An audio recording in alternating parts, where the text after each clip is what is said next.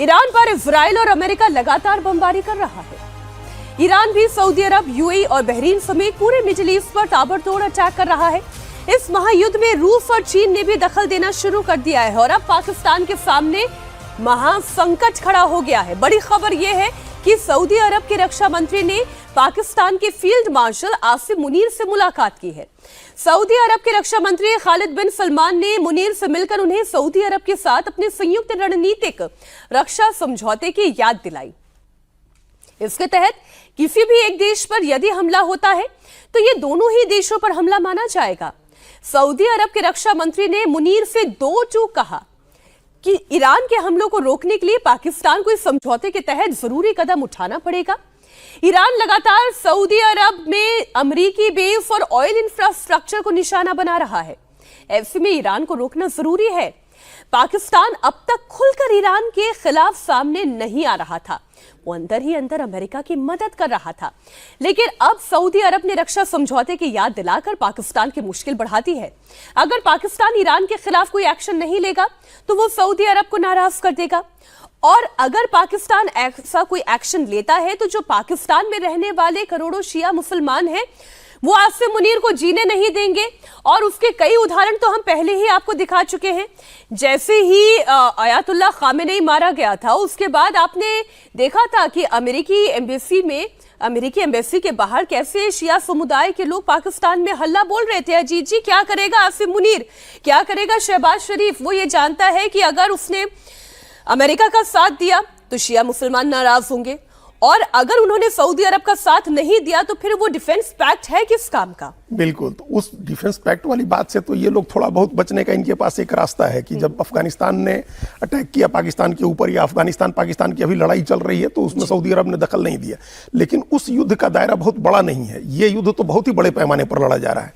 तो सऊदी अरब का भी जो स्टैंड है वो ये है कि वो किसी तरह से एक तो पाकिस्तान को एक्सपोज करना उनका मकसद कहीं ना कहीं होगा, क्योंकि ये खबर आई थी कि पाकिस्तान के कुछ ऐसे एयर बेसेज के इस्तेमाल हुए हैं जो ईरान से लगता हुआ इलाका, एक तो सीमा उसकी लगती है, तो उस इलाके से ऐसे एयर बेसेज का इस्तेमाल हुआ है, अमेरिकी फौजों ने किया है उस पर ईरान पर हमला करने के लिए। तो ये तो अगर ये एक्सपोज होता है तो ऐसे भी बड़ी बहुत चिंता की बात हो जाएगी पाकिस्तान के लिए। शिया मुसलमान तो ऐसे भी नाराज हैं, और पूरी दुनिया के मुसलमान, फिर मुसलमानों का नेता बनना है ना पाकिस्तान। ईरान पाकिस्तान तक पहुंच सकता है?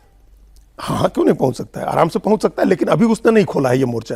ठीक है। ईरान लड़ाई को पाकिस्तान तक नहीं ले जाना चाह रहा है, लेकिन ईरान ने लड़ाई को बहुत बढ़ा दिया है। जैसे अब अजरबैजान का मामला आ गया, अजरबैजान की सरकार ने कहा है कि हम वहां से अपना दूतावास बंद कर रहे हैं, वहां से अपने राजनयिकों को निकाल रहे हैं ईरान से। तो अजरबैजान का मतलब होता है तुर्की का शामिल होना। अगर अजरबैजान जो कुछ भी कर रहा है वो तुर्की के इशारे पर कर रहा है, तुर्की के इशारे पर करता है, तो इसका मतलब तुर्की युद्ध में शामिल होने की तैयारी कर रहा है अजरबैजान के थ्रू। पहले तो दूसरे देशों से हो रहा था, तो अब इसके बाद अल्टीमेटली पाकिस्तान क्या करेगा? अगर तुर्की भी जाने की तैयारी कर रहा है अजरबैजान के साथ, और बाकी देशों पर ईरान ने अटैक करके सबको घसीट ही लिया है युद्ध में, तो अब पाकिस्तान के सामने मजबूरी में एक ही रास्ता है इन सब के सामने कि सब हाथ पर जोड़े ट्रंप के, राष्ट्रपति ट्रंप के सामने हाथ पर जोड़े कि बंद करिए, किसी तरह से बचाइए, वरना हम सब मारे जाएंगे। तो ये तो बिल्कुल ठीक बात है। और ये राकेश जी, जो पाकिस्तान हमेशा से डबल ढोलकी की तरह काम करता रहा है, अब असल में उसकी ढोलक फटने जा रही है। अब असल में ऐसी स्थिति पैदा हुई है जहां पर ना उससे अमेरिका का साथ लेते बन रहा है और ना उससे बचते बन रहा है। मतलब मुझे लगता है कि पाकिस्तान के गठन के बाद से पहली बार इतने संकट में पाकिस्तान फंसा होगा। इसके पहले इतने संकट में तो पाकिस्तान कभी नहीं आया। उसका कारण है कि आंतरिक तौर पे पाकिस्तान के खिलाफ बहुत सारे मोर्चे खुले हुए भाई। उधर आपका अफगानिस्तान तालिबान टीटीपी खोल के चल रहा, बीएलए अलग खोल के चल रहा, इधर ईरान के साथ। हम इसको इस तरीके से भी देख सकते हैं कि सऊदी अरब ने आसिफ मुनीर को तलब किया कि आपका कहाँ है वो इस्लामिक नाटो जिसके लिए आप दौड़ के आए थे और कह रहे थे कि हमको इस्लामिक नाटो बनाना है, जिसमें हम और आप रहेंगे, साथ में हम तुर्की को शामिल करेंगे और एक मजबूत जो है इस्लामिक कंट्री का निर्माण करेंगे, जिसमें एक दूसरे पे भी हमला हुआ तो हम ये मानेंगे कि दूसरे पे हमला हुआ है और हम पूरी मजबूती के साथ खड़े रहेंगे। तो वही याद दिलाने के सऊदी अरब ने आसिफ मुनीर को बुलाया और बुला के उनसे दो टूक शब्दों में कहा कि क्या आपकी मंशा स्पष्ट है उस पे या नहीं है। आसिफ मुनीर उसमें कोई भी जवाब स्पष्टता से नहीं दे पाए। कारण ये था कि वो अमेरिका के खिलाफ तो नहीं जा सकते थे, और ईरान के खिलाफ जाने की ताकत नहीं है, क्योंकि उनकी पूरा ऊर्जा आपूर्ति जो है वो आपके कतर और ईरान से हो रही है। बिल्कुल ठीक बात। तो यदि वो जाते हैं, वैसे भी राशनिंग हो गई है 10-12 दिन के लिए उनका एलपीजी देखकर जो अभी सोल्यूशन समझ में आ रहा है कि आसिम मुनीर हाथ पैर जोड़ना शुरू करे डोनाल्ड ट्रंप के कि इस युद्ध को वो रुकवा दे, लेकिन वरना उनके गले आ जाएगी। लेकिन मीनाक्षी जी, क्या इस बात की संभावना है कि पाकिस्तान के कहने पे अमेरिका युद्ध खत्म कर देगा? बिल्कुल नहीं करेगा, नहीं, बिल्कुल नहीं करेगा। नहीं करेगा ना। तो क्या भाई, पाकिस्तान का इस्तेमाल करता है अमेरिका। अमेरिका पाकिस्तान की बात मानेगा, ये तो हमें दूर तक दिखाई नहीं देता। सऊदी अरब के अमेरिकी बेस पर हमला हुआ है, ये ताजा जानकारी आपको दे दें हम। प्रिंस सुल्तान एयरबेस है जहां पर ईरान का ड्रोन अटैक हुआ है। बड़ी खबर, प्रिंस सुल्तान एयरबेस पर ईरान का ये ड्रोन अटैक है और इस तरीके की खबरें आप लगातार देख रहे हैं। हमले की ये तस्वीर आपके सामने।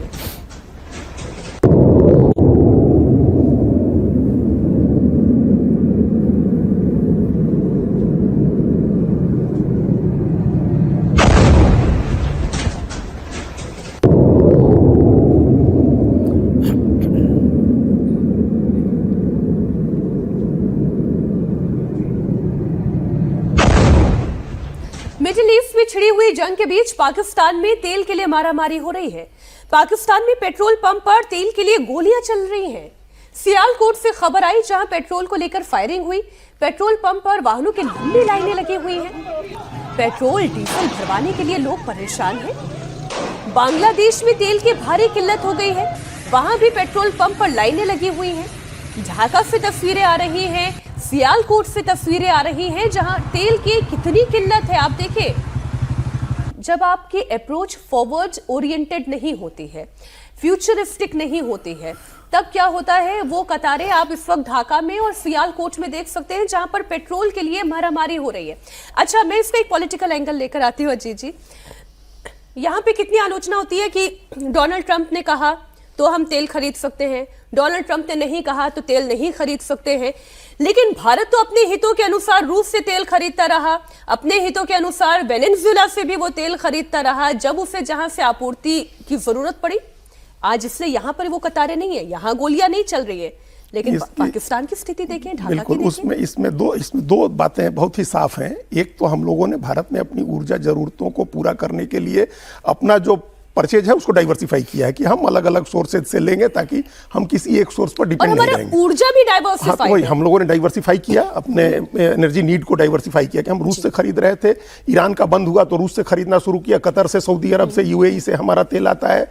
वेनेजुएला का जैसे खुला, हम लोगों की प्राइवेट कंपनीज ने उनके साथ एग्रीमेंट कर लिया, वहां से खरीद रहे हैं। अमेरिका से खरीद हम लोगों ने बढ़ा दी है, जो अमेरिका का शेल ऑयल है, अफ्रीका और साउथ अमेरिका का जो डीप सी ऑयल है, हम सब जगह से डाइवर्सिफाई कर रहे हैं अपने एनर्जी नीड को।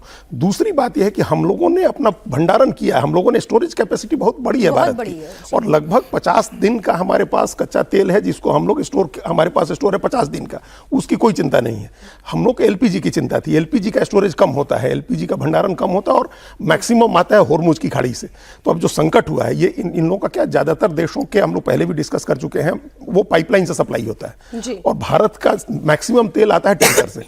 तो हम लोगों के सामने भी मुश्किल आ रही थी, लेकिन हम लोगों के लिए ईरान भी अपना रास्ता होर्मुज खोलने को तैयार है, रूस से भी हम लोग खरीदने के लिए तैयार है। इनके साथ है कि इनके पाइपलाइन से आएंगे या टैंकर से आएंगे, और दोनों जगह डिस्टर्बेंस हो गई। होर्मुज की खाड़ी में बंद हो गया, होर्मुज की खाड़ी से जहाजों का निकलना उसने बंद किया हुआ ईरान ने। अगर खोल भी दे तो लोग रिस्क नहीं ले रहे हैं क्योंकि कहीं की गलती से भी कोई फायरिंग हुई, गिर गया, डूब गए। और दूसरा, वो लगातार ऑयल इंस्टॉलेशन जो है यूएई के, कतर के, सऊदी अरब पर, उनको हमला कर रहा है ईरान लगातार, वहां प्रोडक्शन कम हो गई है। तो एक तो ओपेक कंट्रीज जो हैं, जो तेल के सप्लायर हैं, उनके एनर्जी फैसिलिटीज पर हमला करके प्रोडक्शन कम कर दिया, होर्मुज की खाड़ी को लगभग चौक किया हुआ है, लाल सागर से भी कभी मूवमेंट हो रही है। तो इन सब देश, और इनके पास भंडारण की कैपेसिटी है नहीं, तो अब इनके साथ समस्या है। इनके पास वैसे किसी भी चीज की कैपेसिटी नहीं। हम कहां पाकिस्तान की बात करें और भारत से इसकी तुलना करें। मैं राकेश आऊं इस पर, लेकिन एक और बड़ी खबर युद्ध से ही जुड़ी हुई। ईरान के खिलाफ चल रहे युद्ध में चीन और रूस की एंट्री हो गई है। अमेरिकी मीडिया ने यूएस इंटेलिजेंस से जुड़े हुए 2 अधिकारियों के सोर्सेस से यह दावा किया है कि जंग में रूस ईरान के बैक चैनल से मदद ले रहा है और रूस ईरान को अमेरिकी जहाजों की पोजीशन बता रहा है। साथ ही अमेरिकी जंगी बेड़ों यूएस बेस की जानकारी भी दे रहा है। रूस की इस जानकारी से ईरान अमेरिकी ठिकानों पर सटीक हमला कर पा रहा है। वहीं चीन भी ईरान को बैकडोर से हथियार दे रहा है, फंड मुहैया करा रहा है, इंटेलिजेंस मुहैया करा रहा है। और जो पहले इंटेलिजेंस की बात थी वो तो चाइनीज इंटेलिजेंस की ही बात हो रही थी राकेश जी। चीन ने जो तस्वीरें भी लीक की थी, इसलिए लीक की थी सैटेलाइट इमेजेस, क्योंकि वो चाहता था कि ईरान को मदद मिले और वो अमेरिका पर टारगेट कर सके। यूएस बेसिस की जानकारी उन्हें अब रूस भी पहुंचा रहा है। देखिए, इसमें कितनी सच्चाई है ये कहना थोड़ा कठिन, लेकिन वास्तविकता ये है कि अमेरिका जो है अब हथियारों की आपूर्ति कर पाने की स्थिति में नहीं, क्योंकि उसको चारों मोर्चों से लड़ना है जी। अब उसको यूक्रेन को भी हथियार देना है। और आपको याद होगा पिछले दिनों जो इनके सेना के प्रमुख थे, उन्होंने कहा था कि यदि युद्ध लंबा चला तो अमेरिका को बहुत नुकसान होगा रक्षा के क्षेत्र में। और अभी भी ये बात फिर से उभर के आई है कि आप कितने बैलिस्टिक मिसाइलें आप उपलब्ध करा सकते हैं, यूक्रेन को भी देना है, आपको भी लड़ना है, तो ऐसी स्थितियों में आपका जो रक्षा सिस्टम है वो डगमगा जाएगा। अब उसके लिए निश्चित तौर पे कि ईरान इस समय पर चौतरफा वार कर रहा है, और वो वार जो कर रहा है वो ये सोच के नहीं कर रहा कि हमको किन ठिकानों पे मारना है। पहले तो उसने अमेरिकी बेस पे मारा, अब उसकी मिसाइलें ये सोच के नहीं चल रही हैं कि हमको कहाँ गिरना है, उसको सिर्फ ये सोच के चलना है कि जो भी अमेरिका के साथ खड़ा है उसको हमको नष्ट करना है। उसका एक सूत्रीय एजेंडा ये आ गया। अभी आपने एक प्रश्न किया अमेरिका को लेके कि तेल की छूट दिया है उसने। देखिए, ये एक प्रोपोगंडा है। प्रोपोगंडा मैं इसलिए कह रहा हूं कि अमेरिका भारत पे एहसान नहीं कर रहा, बल्कि भारत अमेरिका की ऊर्जा जरूरत को भी पूरा करता है। एक एजेंसी की रिपोर्ट देखिए आप, उसमें बताया गया कि जनवरी से जुलाई 2025 के बीच में 1.4 अरब डॉलर का पेट्रोलियम पदार्थ भारत ने अमेरिका को निर्यात किया है। यदि भारत के पास क्रूड ऑयल नहीं आएगा तो वो पेट्रोल और डीजल की रिफाइन करके अमेरिका को उपलब्ध नहीं कराएगा। भारत आज क्रूड ऑयल लेके रिफाइन करके नीदरलैंड, सिंगापुर, अमेरिका, बांग्लादेश, इन सबको आपूर्ति करने वाला देश है भारत। तो इसलिए ऊर्जा जरूरत यदि आपको पूरी करना है युद्ध के दौरान, तो आपको रिफाइनरी ऑयल के लिए भारत पे निर्भर होना होगा। लेकिन उसका प्रोपोगंडा क्या दिखाया गया? प्रोपोगंडा ये दिखाया गया कि अमेरिका के दबाव में भारत अलाउ किया तो हमने तेल खरीदा। तो मैं एक आंकड़ा और अपने दर्शकों के सामने रख देती हूं। दिसंबर 2025 में प्रतिदिन 12 लाख बैरल से अधिक तेल हमने कहां से लिया? रूस से लिया। आगे देखें, जनवरी 2026 में भी प्रतिदिन 11 लाख बैरल तेल हमने रूस से लिया। फरवरी 2026 प्रतिदिन 10 लाख बैरल तेल हमने कहां से लिया? रशिया से लिया। अमेरिका के ना कहने पर रोका, ना अमेरिका के कहने पर हमने कोई शुरू किया। ये तो हमारा व्यापार लगातार चल रहा है और आगे भी चलेगा। ये फीस सीडिंग दरअसल अमेरिका करता है।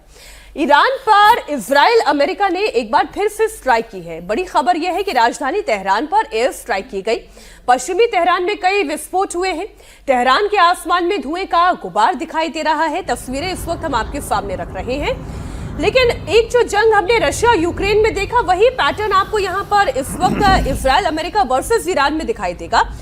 वहां पे यूक्रेन की राजधानी पर हमला हुआ, आउटस्कर्ट जितने भी शहर हैं उन पर हमला हुआ, लेकिन यूक्रेन ने सरेंडर नहीं किया रशिया के खिलाफ। ठीक वैसे ही इस वक्त ईरान भी डट कर और तन कर खड़ा हुआ है। लगातार तेहरान में बमबारी हो रही है। उनके पास कोई बहुत मजबूत एयर डिफेंस सिस्टम तो है नहीं, इसलिए शहर तबाह भी हो रहा है। लेकिन क्या ईरान रुक गया? नहीं। एक तस्वीर और आपके सामने रखती हूं। तेहरान के मेहराबाद एयरपोर्ट पर हमला हुआ है। इजराइल अमेरिका की एयरपोर्ट पर बमबारी की तस्वीरें भी आई हैं। एयर स्ट्राइक से मेहराबाद एयरपोर्ट तबाह हो गया है। एयरपोर्ट तबाह होने का मतलब यह है कि आपका सिविल इंफ्रास्ट्रक्चर पूरी तरीके से तबाह हो जाना, हवाई यातायात पूरी तरह से बाधित हो जाना। बाधित अभी भी है, लेकिन जब भी ये जंग रुकेगी, एक बार फिर से शुरू से स्क्रैच से आपको पूरी तैयारी करनी पड़ेगी। तो कितना बड़ा आर्थिक नुकसान किसी भी देश को होता है जब उसके इस तरीके के इंफ्रास्ट्रक्चर तबाह होते हैं, वो तेहरान में हो रहा है। पश्चिमी तेहरान में बहुत बड़ा धमाका हुआ है। बड़ी खबर आपको दे दे, पश्चिमी तेहरान से आ रही है, जहां अमेरिका इजराइल ने बड़ा हमला किया है। ये एक और तस्वीर आपके सामने।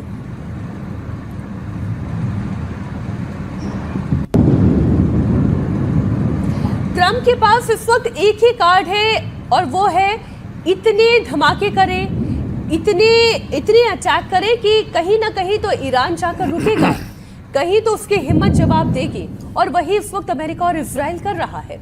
तेहरान में ताबड़तोड़ एयर स्ट्राइक हो रही है और पूरी रात अमेरिका इजराइल ने बमबारी की है। हालांकि अब जंगें न सुबह देखती हैं, न रात देखती है, न दोपहर देखती है, न त्योहार देखती हैं। सालों साल जंग चलती रहती है। ये हमने रशिया यूक्रेन में देखा और वही तस्वीर इस वक्त आप ईरान में भी देख रहे हैं। मुस्लिम मुल्क है, रमजान का महीना चल रहा है, लेकिन लगातार एयर स्ट्राइक चल रही है। ईरान आप कह सकते हैं कि थक रहा है, हाफ रहा है, लेकिन टूट नहीं रहा है। अमेरिका और वहां के राष्ट्रपति डोनाल्ड ट्रंप को दुआओं की जरूरत पड़ रही है। ईरान इतनी तो ताकत रखता ही है। ईरान को लेकर ट्रंप ने एक बड़ा दावा किया है। ईरान की आर्मी नेवी खत्म हो गई है, ये कहना है ट्रंप का। ईरान की लीडरशिप खत्म हो गई है। ईरान नेवी के 32 जहाज तबाह हो गए हैं। ईरान अब बिना शर्त सरेंडर करे, डोनाल्ड ट्रंप ने ऐसा दावा किया है। क्या कहा है, आप उन्हीं की जुबानी सुन लें। Their army is gone. They're just about, look, their navy is gone. Their communications are gone. Their leaders are gone. 2 sets of their leaders are gone. They're down to their 3rd set. Their air force is wiped out entirely. Think of it. They have 32 ships. All 32 are at the bottom of the ocean. Other than that, they're doing very well, Coach. Very well. We're doing, our military is doing phenomenally. इसमें कोई दो राय नहीं। America जितनी ताकत लगा सकती है और जिस टैक्ट के साथ वो लड़ सकती है वो लड़ रही होगी।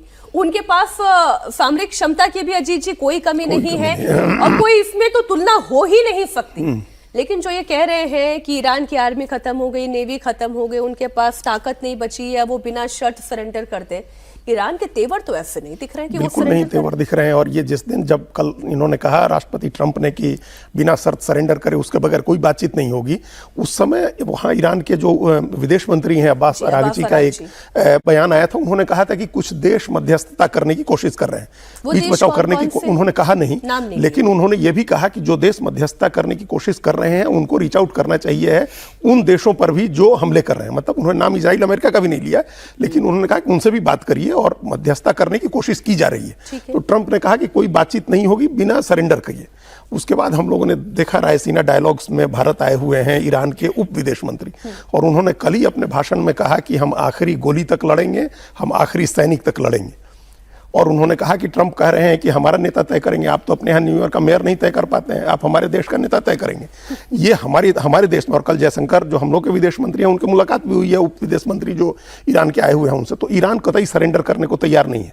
ईरान के पास बहुत ही स्ट्रक्चर्ड एक सेना है 9 लाख की, और 2 लाख IRGC के जवान लोग हैं उनके कमांडो, तो वो लड़ेंगे। अमेरिका क्या है, एक साइकोलॉजिकल वॉरफेयर में जाता है, हमेशा एक मनोवैज्ञानिक दबाव बनाने की कोशिश करते हैं ट्रंप। अब वो कह रहे हैं कि ये ठीक है, उन्होंने 22, 25 या 30 के करीब जो नेवी के जहाज है वो डुबा दिए उन्होंने। इसमें भी कोई संदेह नहीं है कि उनकी ईरान की जो एयर पावर है और एयर डिफेंस सिस्टम है वो काफी हद तक खराब हो गया, तभी वो किसी मिसाइल के हमले को नहीं रोक पा रहा है। उनका एयर डिफेंस सिस्टम खराब हुआ है, उनकी नेवी कमजोर हुई है, लेकिन उसके पास इतनी मजबूत सेना है कि वो तो कह रहा है कि आप आइए फिर जमीन पर आके लड़िए। जो अपने सिर पे कफन बांध कर निकला है वो तो शहीद होने के लिए ही निकला है। अब वो कितने दिन इस जंग को झेल जाएंगे, ये ईरान की अपनी कुव्वत और रशिया और चाइना से मिल रही ताकत पर निर्भर है। लेकिन अमेरिका जो मानकर चल रहा था कि ये तो जंग उन्होंने पहले दिन से जीत ली है, ऐसा भी नहीं है। इस जंग में उन्होंने भी बहुत कुछ खोया है और वो खोते चले जाएंगे। अभी थोड़ी देर पहले जब बात राकेश जी कह रहे थे कि नुकसान तो अमेरिका को भी खूब उठाना पड़ रहा है और उठाना पड़ेगा जितनी ज्यादा लंबी जंग खींचेगी। अमेरिका का जंगी बेड़ा इस वक्त लाल सागर पहुंचा है। अमेरिका का USS गिराल्ड रेड सी में तैनात है, लाल सागर से ईरान पर हमला करने की तैयारी में है। USS अब्राहम लिंकन इस वक्त अरब सागर में तैनात है। अमेरिका और इजराइल का बड़ा दावा यह है कि एक दिन के अंदर अंदर ईरान में 400 एयर स्ट्राइक हुई हैं। ईरान के मिसाइल लॉन्च और ड्रोन डिपो को तबाह कर दिया गया है, जिसकी कुछ सैटेलाइट इमेजेस उन्होंने शेयर की हैं। ये तस्वीरें मैं आपके सामने रख रही हूं। तेहरान के आसमान पर इजरायली फाइटर जेट लगातार घूम रहे हैं। तेहरान के ऊपर इजरायली पायलट ने एक वीडियो बनाया है और ये हमले का वीडियो है। IDF पायलट ने जो वीडियो बनाया है उसे बाद में साइकोलॉजिकल वॉरफेयर के भी हिस्से के तौर पर आप देख लें, इसे लगातार सर्कुलेट किया जा रहा है। पहले आप ये वीडियो देखें। ממשיכים להילחם ככל שנידרש מסביב לשעון ומרגישים את התמיכה שלכם כל הזמן. מאחלים לכם אזרחי ישראל שבת בטוחה ושקטה. तेहरान पर अमेरिका के हमले का एक और वीडियो है। तेहरान के आर्तेश स्क्वायर पर भयंकर बमबारी हुई है। इस बमबारी की तस्वीरें भी जारी हुई है। ये देखें, धुआं उठता हुआ दिखाई दे रहा है। नुकसान बहुत हो रहा है। ईरान की राजधानी को जगह जगह बमबारी हो रही है। सिविलियन कैजुअलिटी कितनी हुई है अभी तक इसकी पूरी जानकारी सामने नहीं आई है।